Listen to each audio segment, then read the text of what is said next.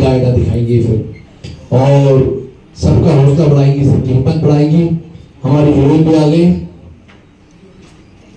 और बस इतना ही कहूँगा कि जो लोग सत्ता लेकर के आते हैं हमारे बॉलीवुड में, आने से पहले अपने आप को थोड़ा सा खुद ही टटोल ले।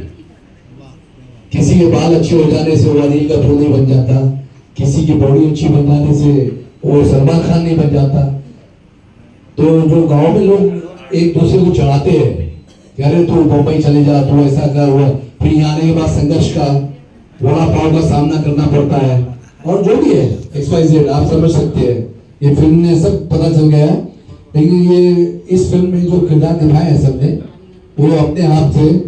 फोटो ले लो अहमद साहब, थोड़े से एक दो फोटो मेरे भी ले लो उधर से। तुम्हारे पास भी तो मोबाइल होगा ना? हाँ, इधर से इधर चल। तो कुल मिला करके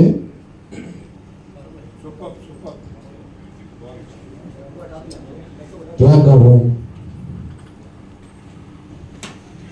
मुंबई टू आगरा, मतलब एक आदमी ने अपनी मेहनत से, अपनी लगन से, अपनी धुन से ये फिल्म आगरा से एक मामूली लोगों को लेकर के फिल्म बनाई। फिल्म बनाने के बाद में वो फिल्म सुपर हिट हो जाती है, उसके बाद में यहाँ का टिकट मिल जाता है। तो फिल्म का मीनिंग समझ में आया मेरे।